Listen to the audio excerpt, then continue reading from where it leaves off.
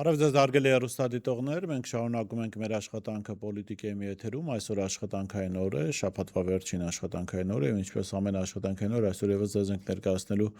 օրվա մամուլի կարևորագույն հրապարակումներ եւ այսպես հրապարակ օրաթերթը գրում է. Մեր տեղեկություններով օրեր առաջ ԱՄՆ-ից Հայաստան մեծ պատվիրակություն է ժամանել, հավանաբար փոխնախագահ Վենսի այցը նախապատրաստելու,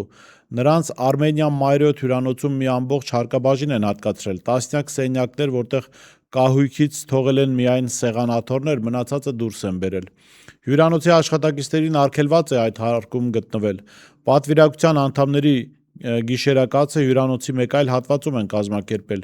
Նրանք եկել են 2 շաբաթով։ Հիշեցնենք, որ Վենսը ժամանելու է փետրվարի 9-ին, հաջորդ օրը մեկնելու է Բաքու։ Վենսի այցի հետ կապված հետաքրքիր ակնկալիքներ կան առնվազն։ Ես հիշեցնեմ, որ այցի մասին լուրերը հայտնվելուց հետո բավական ակտիվ քննարկումներ սկսվեցին հայ գերիների վերադարձի վերաբերյալ, ընդ որում եղան նաև հայտարարություններ, դիմումներ Միացյալ Նահանգների նախագահին։ Ամենակարևոր դիմումը, որ պետք է առանձնացնել, դա իհարկե ամերիկյան վարչակազմին ուղղված Կիլիկիայի կաթողիկոս Արամ Արաչինի դիմումներ։ Սա պատահական հայտարարություն, կոչ, դիմում չէր, որովհետև Արամ Արաչինը գլոբալ էլիտայի շրջանակներում բավական լայն կապեր ունի, նաև ուղիղ հարաբերություններ ունի Դոնալդ Թրամփի հետ։ Արամ Արաչինը, ես հիշեցնեմ, ամիսներ առաջ Թրամփը ուղիղ զանգարել էր կաթողիկոսին եւ որոշ հարցեր էին քննարկել։ Եվ հետո, տեսեք, 3 շատ արագացված կարգով զարմանալի արագությամբ Ադրբեջանի այսպես կոչված դատարանը որոշումներ կայացրեց գերիների մասով, չակերտների մեջ դատավճիռներ կարդաց 16 հայ գերիների պատանդների վերաբերյալ, նրանցից 3-ը շարքային քաղաքացիներ են, որոնք որևէ կապ չունեն չեն ունեցել պետական կառավարման հետ, նրանց մասով այսպես կոչված դատավճիռներով որոշվեց 16-ից մինչև 19 տարվա պատժաչափ, մնացյալ ռազմաքաղաքական ղեկավարության մասով, բացի Ռուբեն Վարդանյանից, իր մասով որոշում կարծեք թե դեռ չկա, չակերտավոր դատավճիռով որոշվեց ցմահ ազատազրկում։ Ինչու է հանգամանքը կարևոր, որովհետև սրանից առաջ 3 գերիներ վերադարձվեցին եւ այդ գերիներն էլ վերադարձելուց առաջ շատ արագ վճիռներ կարդացին, Ադրբեջանը այս իմաստով քարոզչական ձեռքբերում է ներկայացնում, այսինքն այդ մարդիկ ոչ միայն ուղղակի ազատվել են, այլ ադրբեջանական դատարանով պատժի են արժանացել, վճիռ է կայացվել, նոր տեղափոխվել են Հայաստան։ Իհարկե չի կարելի միանշանակ պնդել, որ Վենսը կարող է եւ կբերի հայ գերիների, բայց առնվազն շանսը կա, հնարավորությունը կա։ Հիշեցնեմ, որ սրանից առաջ էլ Զեյեդ մրցանակաբաշխության ժամանակ Փաշինյանն ու Ալիևը արժանացել են ժողովրդերի եղբայրություն այդ անվանակարգում մրցանակին։ Այս մրցանակը հիմնադրվել է 2019 թվականին Հռոմի Պապի եւ արաբ հեղինակավոր շեյխերից մեկի ստորագրած փաստաթղթից հետո ժողովրդերի կրոնական եղբայրության մասին, եւ այս մրցանակը ստանալուց հետո Հռոմի Պապը հատուկ ուղերձով հանդես եկավ, դիմելով շնորհավորելով Ալիևին եւ Փաշինյանին, եւ հիշեցնեմ, որ Հռոմի Պապին եւս դիմել են գերիների հարցով, այսինքն այս բոլոր հանգամանքները դնում ենք իրար կողք, շանսը ըստ էության մեծացնում է, որ Վենսը կարող է հայ գերիների վերադարձնել։ Մյուս կողմից Միացյալ Նահանգները հանդես է գալիս որպես միջնորդ Հայաստանի եւ Ադրբեջանի միջև հարաբերությունների կարգավորման եւ միջազգային դիվանագիտության մեջ ընդունված պրակտիկա է, որ միջնորդ, եթե երկրներից մեկում կամ հենց 2 երկրում էլ կան գերիներ, միջնորդ երկրի միջոցով այդ գերիները վերադարձվում են եւ միջնորդի հեղինակությունն է բարձրանում եւ ուղերձ է գնում հանրություններին, աշխարհին, որ կոնֆլիկտը տարվում է դեպի հանգուցալուծման, սրանից ընդամենը օրեր առաջ Միացյալ Նահանգների միջնորդությամբ Աբու Դաբիում տեղի ունեցավ Ուկրաինայի եւ Ռուսաստանի պատվիրակությունների հանդիպումը եւ այո, այդ դեպքում էլ միջնորդ կողմը հասավ նրան, Միացյալ Նահանգները ասա նրան, որ յուրաքանչյուր կողմից 157 գերիներ եւ պատանդներ փոխանակվեցին, այսինքն սա եւս հավելյալ խոսում է նրա մասին, որ շանս կա, որ մենք կարող ենք այս մի քանի օրերի ընթացքում տեսնել գերիների վերադարձ։ Այստեղ միակ հարցը սա է. Ադրբեջանը կցանկանա կամ Միացյալ Նահանգները կկարողանա հասնել նրան, որ այդ 16 հոգու վերաբերյալ, որ կայացվել է դատավճիռ, բոլորը վերադառնան, այդ թվում նաև ռազմաքաղաքական ղեկավարությունը։ Վստահաբար, եթե Միացյալ Նահանգները ցանկանա, կարող է հասնել դրան։ Եթե շատ ջանք գործադրի, եթե ուղղակի միջնորդություն լինի, շատ այսպես ճնշում կամ համոզում չլինի դեպի Ադրբեջանի ղեկավարություն, Ադրբեջանը կարող է, որպես բարի կամքի ճակերտների մեջ, բարի կամքի դրսևորում, այն 3 գերիների փոխանակումը կազմակերպել, որոնք շարքային արցախցիներ են, պետական ռազմական գործիչներ չեն եւ դատապարտվել են ոչ ցմահ ազատազրկման։ Այնպես որ սպասենք զարգացումների, հուսանք Աստծո կամոք, անկախ մեր վերաբերմունքից այդ մարդկանց, մեր հայրենակիցներն են, ովքեր գտնվում են Բաքվի բանտերում, հուսանք հնարավորություն կլինի, որ նրանք վերադառնան հայրենիք։ Հրապարակ թերթը գրում է. պատիվ ունեմ խմբակցության պատգամավոր ՀԿ-ական Հայկ Մամիջյանը երեկ Եվրոպայի խորհրդի մարդու իրավունքների հանձնակատար Մայքլ Օֆելհարթի հետ հանդիպման ժամանակ նրան է փոխանցել քաղբանտարկյալ Նարեկ Սամսոնյանի կնոջ նամակը, առաջարկելով նաև, որ ճիշտ կլինի անձամբ հանդիպել բժիշկների հորդորով օրերս հացադուլը դադարեցրած Սամսոնյանի եւ մյուս քաղբանտարկյալների հետ, լսելու նրանց դիրքորոշումները, սակայն հանձնակատարը ոչ միայն չի ընդունել առաջարկը, այլև չի շարունակել խոսակցությունը, ցուցաբերելով զրո հետաքրքրություն։ Սա ցուցիչն է այն բանի, որ այնիշ տեղի է ունենում Հայաստանում Նիկոլ Փաշինյանի գլխավորությամբ, տեղի է ունենում Արևմուտքի, մասնավորապես Եվրամիության հովանու ներքո։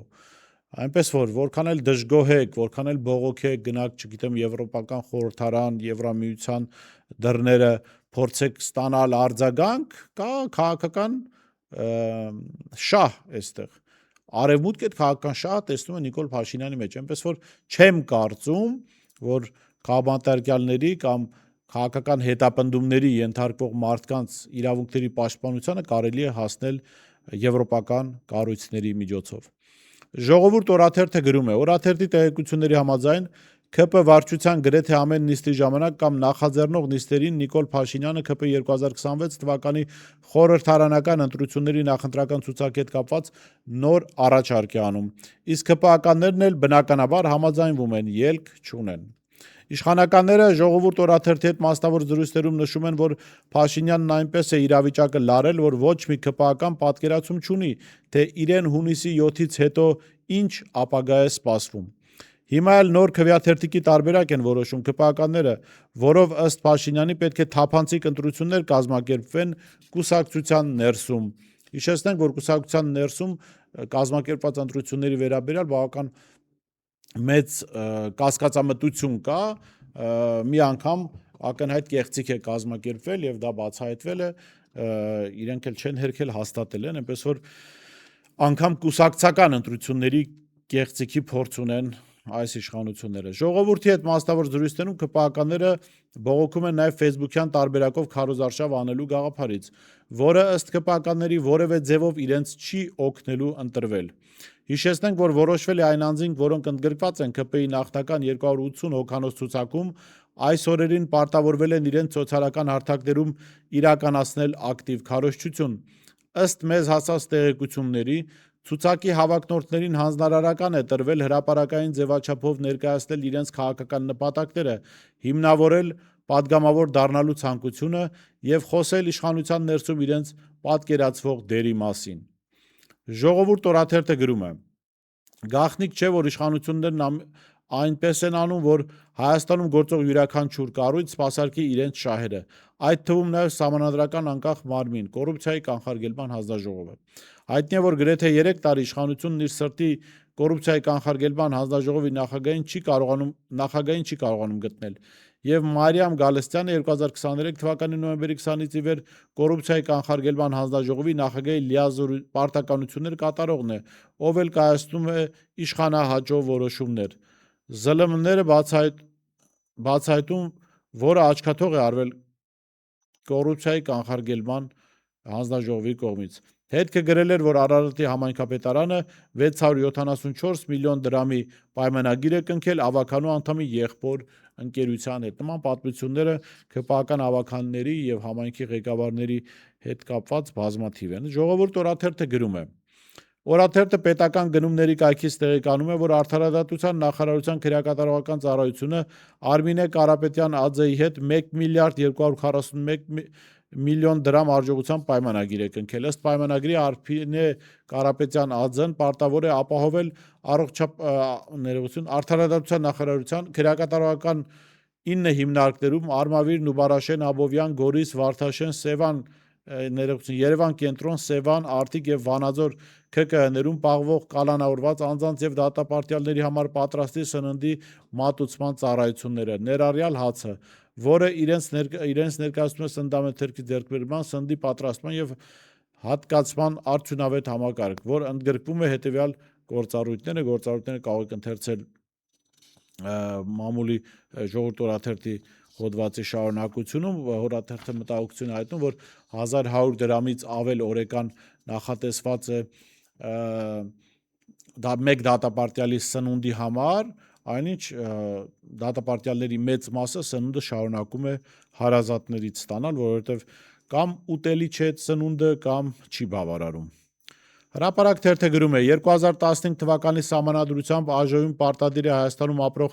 ազգային փոքրամասնությունների ներկայությունը։ Ընտրական օրենսգրքում սահմանել են, որ կուսակցությունների դաշինքի համապետական ընտրական ցուցակի երկրորդ մասում ընդգրկվում են ընտրությունների նախորդող վերջին մարդահամարի տվյալներով առավել մեծ թվով մշտական բնակչություն ունեցող առաջին 4 ազգային փոքրամասնության ներկայացուցիչները։ Ընտրական ցուցակում ըստ օրենքի բաղկացած է երկու մասից։ Առաջին մեծ ցուցակն է, որտեղ կարող են ընդգրկվել մինչև 300 տեխնացու, երկրորդը ազգային փոքրամասնություններին է։ Նույն կետն ասում է, յուրաքանչյուր ազգային փոքրամասնություններից երկրորդ մասում պետք է ընդգրկված լինի ոչ պակաս քան 2 ներկայացուցիչ եւ ոչ ավել քան 4 ներկայացուցիչ։ Մեր տեղեկություններով ԿՊ-ն այս անգամ էլ որոշել է եզդիական համայնքի ներկայացուցիչ Ռուստամ Բաքոյանին տանել ազգային ժողով։ Բաքոյանը ներկայում Մարդու իրավունքների մշտական հանձնաժողովի նախագահի պարտականությունները կատարողն է, բայց Բաքոյանը սրանով չէ առավել հայտնի դարձել։ Ես հիշեցնեմ, որ Ռուստամ Բաքոյանի քաղաքացիական կինը մեզ հարցազրույց էր տվել, ներկայացրել էր փաստեր, որ բռնության է ենթարկվել այս անձի կողմից, սպառնալիքներ է ստացել, ֆինանսական, չգիտեմ ձևակերպումը ոնց, առերևույթ շորթման է ենթարկվել, որովհետև խոսքը գնում էր մի 10-15 հազար դոլարի մասին, որ կնոջից քաղաքացիական վերցրել էր, կնոջը համոզել էր գրազ խաղալ,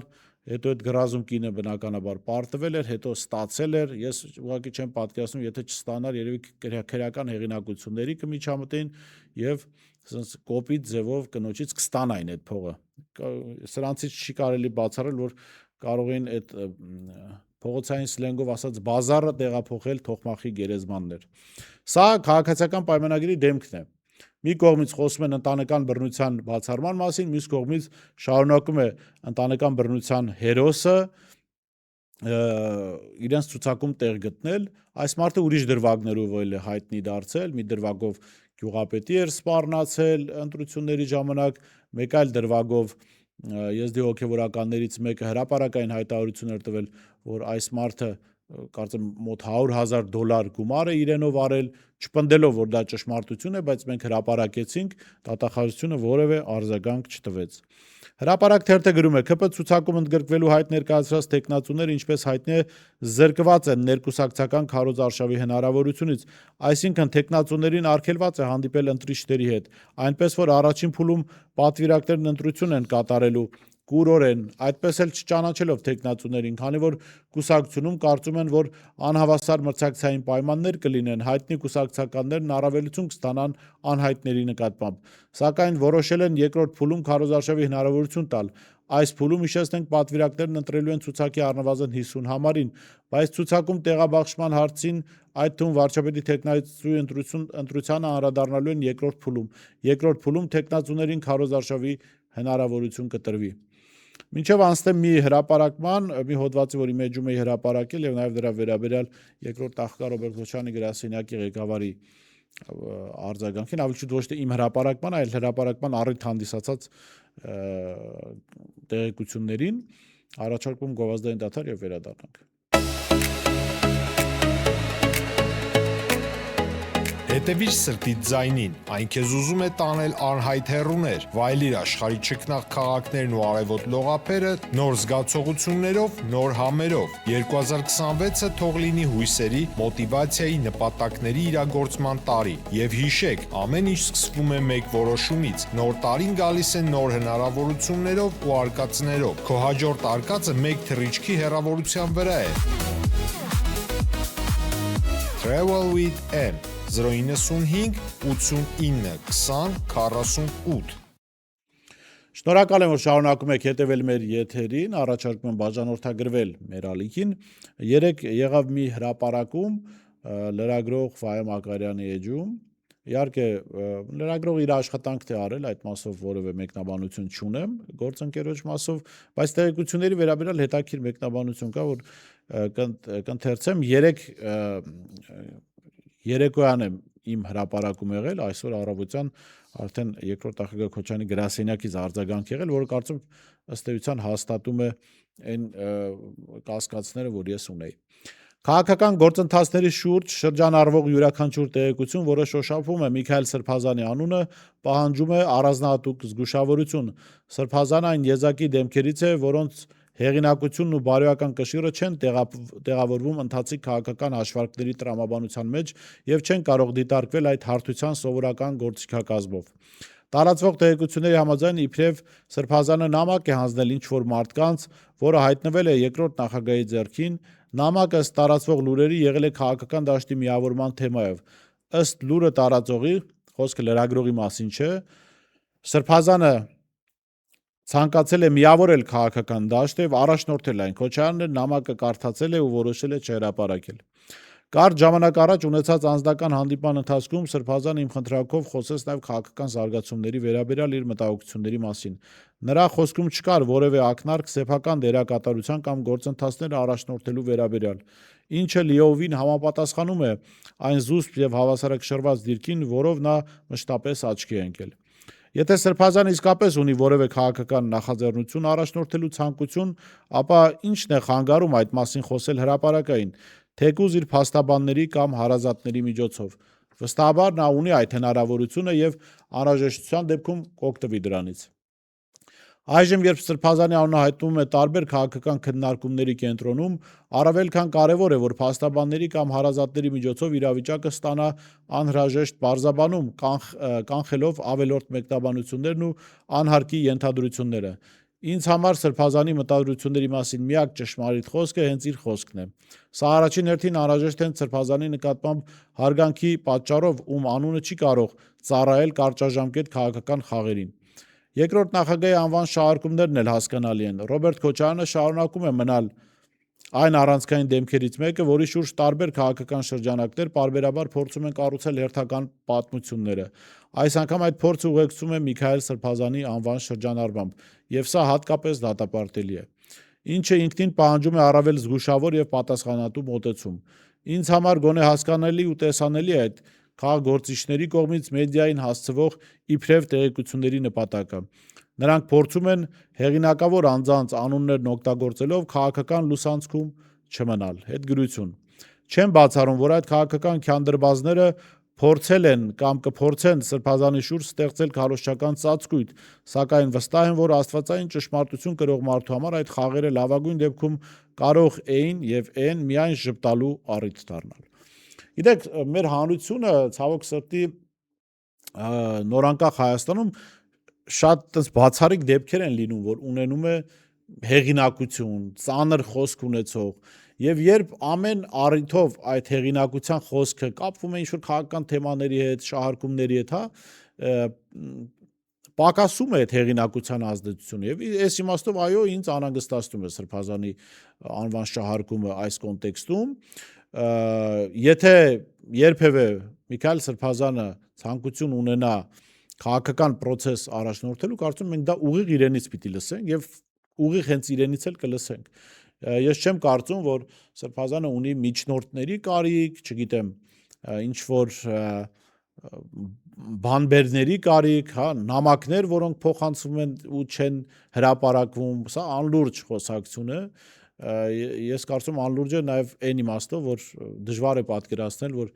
Ռոբերտ Քոչյանը ինչ որ մեկի նամակը կարդա, հետո հրաժարվի այդ հրապարակել, բայց ինչու պիտի դա հայտնվեր առաջին հերթին Ռոբերտ Քոչյանի ձեռքին։ Եթե Սրբազանը քաղաքական գործունեություն ծավալելու նպատակ ունենար, դա շատ հանգիստ կաներ իր փաստաբանների միջոցով կամ լավ հարազատների միջոցով, որոնք առավել վստահել են իր համար, նամակը պիտի գրեր, ասեր հրապարակեք, հա։ Եվ ասեմ, այդ հանդիպման ժամանակ ես փորձեցի հասկանալ, քանի որ լսել էի, ոչ թե նման լսել էի, որ նման խոսակցություններ տարածում են, շատ ուղիղ չեմ հարցրել, բայց քաղաքական զարգացումների վերաբերյալ իր գնահատականն եմ փորձել լսել եւ ես չլսեցի միտեղ, որ չգիտեմ եթե կա խոսի Սրբազանը, չլսեցի, որ ինքը ինչ-որ մտադրություն ունի, ինչ-որ գործընթացներ առաջնորդելու։ Մյուս կողմից տեսեք ինչն է կարևոր։ Մարդը բանտարկության մեջ է, տեղեկատվության առումով սահմանափակ տեղեկատվություն է իրեն հասնում, սահմանափակ մարդկանց հետ ինքը կարող է հանդիպել, եւ այդ սահմանափակ մարդիկ կարող են տարբեր տեղեկություններ փոխանցել Սրբազանին կամ ցանկացած բանտարկյալի։ Բանտարկյալն էլ հնարավորություն չի ունենա շատ արագ օպերատիվ կերպով ճշտել է տեղեկատվությունը, որքանով է ճիշտ, ում շահերն է սպասարկում, ինչ է անում, հա։ Եվ այս առումով չի կարելի, այո, մարդկային, փիլիսոփայական, աստվածային ճշմարտության տեսանկյունից բանտարկությունը չի խանգարում դրան, բայց քաղաքական գործողությունների, այս պայն ընթացող գործընթացների պետության մեջ եղած ինչ-որ դասավորությունների, խմորումների վերաբերյալ ցանկացած բանտարկյալ սահմանափակ տեղեկատվություն ունի։ Եվ այս իմաստով բնական է, որ քաղաքական գործընթացների իմաստով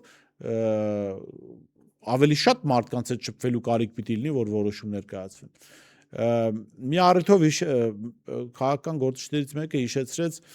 Նելսոն Մանդելայի խոսքը կապված էր քրդական process-ների հետ, որտեղ Օջալանը բանտարկված լինելով սահմանափակ ըստ էության տեղեկությունների տիրապետման հնարավորություն ունենալով քաղաքական հայտարարություններ է անում քրդական այսօրական խնդիրների վերաբերյալ եւ այդ գործիչներից մեկը դժգոհում էր ասում, այո, ամենայն հարգանքով Օջալանի նկատմամբ, բայց ինքը բանտում է, ինքը չի կարող ամբողջական պատկերը տեսնել քաղաքական այս պայն գնացող process-ների եւ ասում էր, որ հիշում էր Մանդելայի խոսքը, որ երբ որ Մանդելան բանտարկության մեջ էր, գնում էին իրեն առաջարկան, որ այս կամ այս գործողության վերաբերյալ հայտարարություն անի կամ գնահատական տա, Մանդելան ասում էր գնացեք եւ գնահատականներ հարցրեք ազատության մեջ գտնվող իմ ընկերներին, որովհետեւ ես չգիտեմ քաղաքական այդ process-ի ամբողջականությունը։ Իսկ հիմա ընթերցեմ այս տեղեկատվության շակերտների մեջ տեղեկատվության վերաբերյալ երկրորդ նախագահ Ռոբերտ Քոչյանի գրասենյակի ղեկավարի արձագանքը, ուրեմն Երևան TD-ը գրում է. լուր է տարածվել, թե Միքայել Սրբազանը բանտարկվելուց հետո նամակներ է փոխանցել Հայաստան Դաշինքի падգամավորներին, որոնք վերաբերվել են իր քաղաքականություն մտնելուն եւ իր անձի շուրջ համախմբվելուն։ Ըստ այդ լուրի падգամավորները փոխանցել են Ռոբերտ Քոչյանին նամակը Քոչյանին, Քոչյանը կաթողիկոսին, կաթողիկոսն էլ իբրև զարհուրել է։ Երևան TD-ը դիմեց երկրորդ նախագահ Ռոբերտ Քոչյանի գրասենյակի ղեկավար Բագրատ Միկոյանին այդ անհայտ նամակների վերաբերյալ լուրի իսկությունը պարզելու համար։ Իհարկե սուտ է, նախագահ Քոչյանը Միքայել Սրբազանի կողմից գրված որևէ նամակ երբևէ չի ստացել, հետևաբար որևէ մեկին ներառյալ վեհապարին չէր կարող փոխանցել, պատասխանել է Բագրատ Միկոյանը։